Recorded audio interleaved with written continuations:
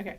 Hi, it's Dr. Sandy. Laura Kramer is one of the surgeons at Visionary Eye Doctors. Thank you again for joining us for the EYE show. This is episode 25, and we're doing a little COVID series just because I've had many patients, friends, and family that have asked me about this.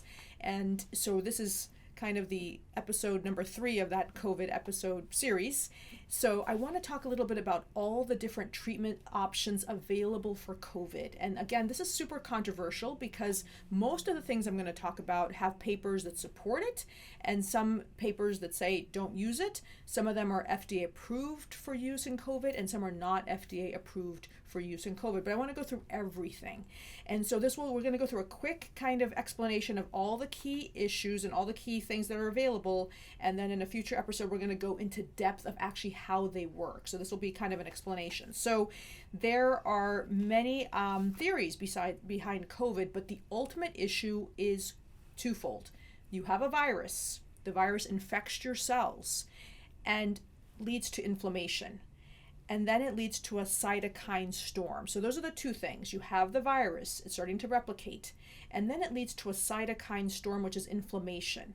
That inflammation can lead to clotting and all kinds of terrible things that are leading to people to die. So when we talk about treatments, there's two things we want to think about. Ideally, decreasing the viral load as quickly as possible. That's the name of the game. As soon as you feel, ideally prevent the virus from even attaching to the mucous membranes. We're going to talk about things that do that. So prevent the virus from even entering your cells, which is possible. That's one thing. And then the second is really to decrease the cytokine storm and the inflammation and the thrombosis that happens afterwards. So those are the two things we're going to talk about. So I'm going to show you a list of all the different options for COVID, and we're going to go through every single thing. And we talk about all the variants and so forth, and some of these work with certain variants and some not with others, so we'll go through that. So one of the best ways I found to just the list was a website called Global Adoption of COVID Early Treatments, and these are the list of all the different options. So we're going to go through all of these. I put it on a spreadsheet that I'll put on my blog in alphabetical order with basically how it works, the data in terms of papers and references. And so we're going to go just through the first part, and it was very interesting to do this research because you see there's still obviously a lot of controversy in almost every single one of these different options. When you're talking about Delta variant, you're talking about the Alpha variant, and now the Omicron. And so what we're finding is that we still do not have long-term randomized controlled double-blinded prospective studies on 99.99% of this. So that's what's so frustrating. So a lot of the doctors are working in the dark. This is why it's so confusing to know what you should do, because every patient is different, and it really depends a lot on your what your genetic background is. Are you male or female? We're going to talk about that in just a few minutes. Are you diabetic? Are you overweight? Do you already have tons of inflammation in your body because you're eating tons of carbs every day? All this kind of stuff is super important to determine how quickly you should go kind of to the more advanced treatment options. So we're going to go a little bit step by step. So alphabetically, we're going to go through this just so you can find it on YouTube more easily if you have a question about this. So we're going to start with anti-androgen medications. So there are a whole series of anti-androgen. When we say androgen, what we mean is kind of like a testosterone hormone. So many of you know that there's been a gender discrepancy in COVID. It's been killing men more than women, and this is a big issue, and people have been trying to figure out why this is. And so it turns out that men tend to express a receptor more than women, and so some people have been doing research to find out if we use an anti-androgen as a treatment. So you have a male patient in front of you, we're going to try to make that testosterone component, that androgen component, less. So therefore, the virus will not enter all their cells so easily and lead to more inflammation. So there's a whole bunch of them. I'm going to list a couple of them here. And so one of the key ones is prozaxlutamine, which is a second generation androgen receptor. And basically what it's trying to do is down-regulate the expression of androgens in every cell. And so we're going to kind of go through a little bit on how to basically understand why androgens are so important. So for anti-androgen treatments, the one that has been used the most is that long name that I mentioned, the prozaxlutamide, and which is the second generation androgen receptor, the antagonist. But the more commonly one is spironolactone, and there's a few more I want to just read off to you because sometimes people will talk about this if they're admitting a patient. Finasteride, dutasterine, and also bicalutamide are also antiandrogens that have been used. So there's some papers showing that they do help. The next one we're going to talk about is something called bromhexine. And bromhexine is, again, one of those things they might mention to you in the hospital if you're there. We generally are not prescribing it as medical doctors. It's very inexpensive, and it has a very low risk side effect profile. It's been used as a mucolytic for years for different respiratory conditions. So when we say mucolytic, what happens in the lungs when you get sick with any virus, whether it's a cold, like even coronavirus or common cold is, some of them are coronaviruses, or influenza, is it leads to more mucus, which leads to scar tissue, which leads to more mucus, and you get a cycle of inflammation in the lung. And so this is trying to break that cycle of mucus formation. It is an inhibitor of transmembrane serine protease 2, or TMPRSS2, which is important in this kind of component of trying to prevent further inflammation. And it also has a direct antiviral effect, so that's been used as well. Budesonide, which I've mentioned in previous videos, which I do have a picture of what that looks like. If you haven't seen the videos, it comes in these little packages. Usually it's prescribed at 0.5 milligrams in 2 milliliters. Looks like this. The actual vial is used one use. You put it in a nebulizer, which I showed in the previous video. This is a nebulizer here. Open up the chamber, put it in. Close the chamber, make sure your nebulizer has been cleaned with 1 part vinegar. I used white distilled vinegar and 1 part warm water in a bowl. Just wash it off.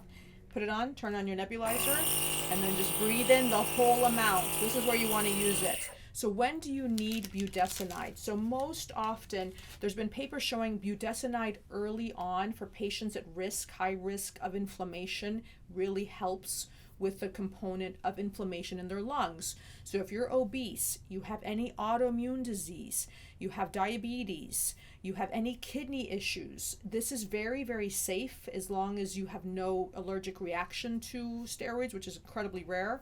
Then you might want to try budesonide early on. You tell your doctor or you talk to your doctor about this, they might recommend it to you.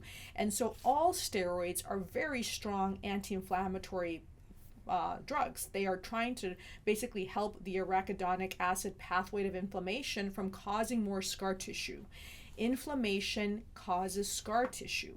And so what we're trying to do is minimize the scar tissue in the lungs. And so that's where budesonide really comes in. And this is true for all inhaled steroids, but that's the one that's been used most often. Okay. Colchicine is the next one. Colchicine is an anti-inflammatory that's been used for years for gout and for all kinds of inflammation of the heart called pericarditis. And so it is very helpful to reduce the risk of cardiovascular events in patients that have coronary artery disease. And it's basically decreasing the production of cytokines. So we talk about the cytokine storm. Those are inflammatory cells that your body produces whenever it's hit with any pathogen.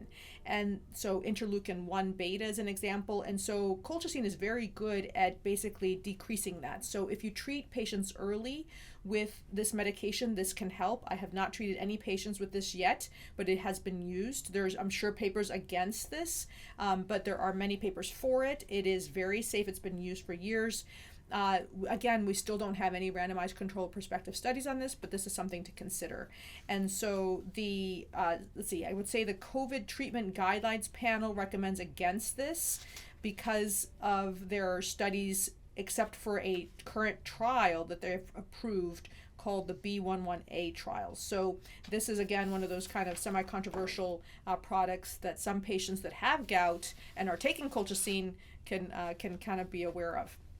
Okay, the next one is curcumin, which is in turmeric. It's the yellow pigment found in turmeric, and it is a polyphenol with anti-inflammatory properties. And I'm a big fan of turmeric. I put turmeric on my kale. I put turmeric in my curry, of course, and then anything I can put my turmeric in, I do. I have the kids eat a lot of turmeric. I don't eat turmeric pills, but I'm a very big fan of it. And basically, it's an antioxidant. It is very effective at inhibiting viral replication, coagulation, and the cytokine storm of the COVID-19 issues. So, a lot of these things are natural. They're over the counter. I really don't think there's that much money to be made in turmeric or curcumin. So the chance of that being studied long term is very, very low, but I think it's super duper safe. So that's something to consider. Okay, the next one is called favipiravir. So favipiravir is a synthetic prodrug that was discovered when they were using chemical agents against the influenza virus. And so what this is used is basically the molecule acts as a substrate for the RNA-dependent polymerase enzyme, which then is mistaken as a purine nucleoside to basically trick the viral RNA strand from replicating more. So it's basically being used to induce a lethal mutagenesis in the virus, whether it's influenza or COVID-19. So that basically, when we say lethal mutagenesis, it's causing a change in the RNA strand to make it just die. And so that's been used, I think, for now quite a while in many patients that has been shown some promise. The next one is fluvoxamine, which is a selective serotonin reuptake inhibitor. It's approved for years for helping patients. It's approved by the FDA for obsessive compulsive and depression, but it's used in COVID-19, and a similar idea. It can deactivate the actual virus and make it just not be as effective as it would otherwise. So that's something that some people have used. I don't know anyone that's used that one, but just be aware of that. So the next two are super controversial, hydroxychloroquine and ivermectin, and there are many papers that say these help, and there are many papers that say they don't help. So it's not FDA approved. They are super safe in my personal medical experience. We've used hydroxychloroquine for years for all kinds of things, from rheumatoid arthritis and Sjogren's syndrome and other autoimmune diseases. Ivermectin we've used for years for Demodex, scabies, all kinds of things. They're very safe. Everybody could have an allergic reaction to anything, of course, but they're generally very safe. So hydroxychloroquine increases the pH within intracellular vacuoles and alters the process of protein degradation by acidic hydrolases in the lysosome and the assembly of these macromolecules in the endosomes. And basically it just tries to cause the virus to just self-destruct. So that's basically what it's doing from what I can understand. It's been very interesting to do this research because, of course, we prescribe this drug for autoimmune diseases, but it's interesting of how it actually physically works. Ivermectin, in the presence of a viral infection, targets IMP alpha, the component, and it binds to it and basically blocks the nuclear transport of viral proteins. So the virus, even though it's just RNA, is very complex. So that's another component of how ivermectin works.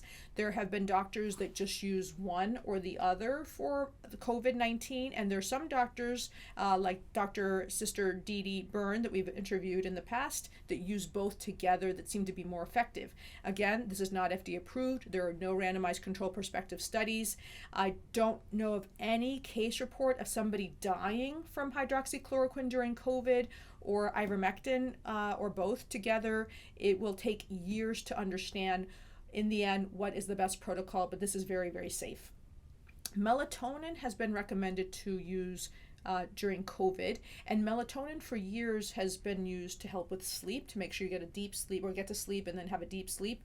It is a derivative of tryptophan, and it binds to the melatonin receptor type 1A, which then basically causes an inhibition of adenylate cyclase, which then leads to the release of arachidonate. So this component is basically trying to, I think, help with two components. Of course, helping you with sleep and relaxation, but it seems to have some type of antiviral activity, which I did not know, which is kind of interesting. So most people will give about 5 milligrams. That's what I used when I was sick, and it worked very well to kind of just help me, sleep. So that's melatonin. The next one is molnupiravir, and we're going to go through this in the next episode because this has been quite a lot, but I'm just going to read through the rest just to have you have the name. And I wanted to mention some basic things also that I want everybody to know about at the very end, so please listen through for the end. So that's the next one we'll start off with going through the mechanism.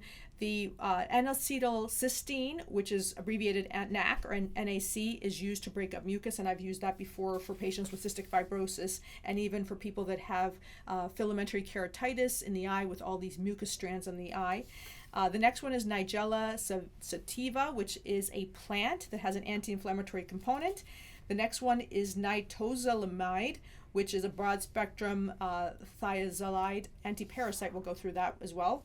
And the next on my list is oxygen. And so we don't forget oxygen. So I mentioned in one of my previous videos of when you need to go to the emergency room or when you need to get your oxygen. And generally we do have a pulse oximeter. We recommend that everybody at home really should have one, and we check it. And so if you're going below 92, 93, you probably are going to need oxygen. Do not wait until you're below 90 because then you might actually not make it. So you do want to try to get your oxygen, at least know where you can get oxygen. The next one is Paxlovid, and we'll go through that.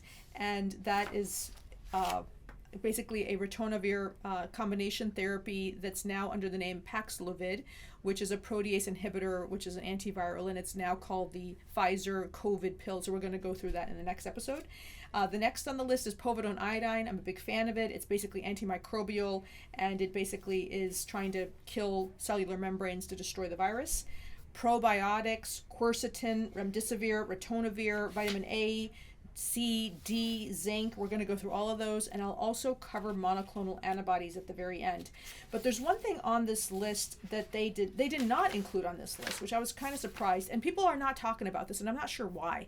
It's called chest PT, or chest physical therapy.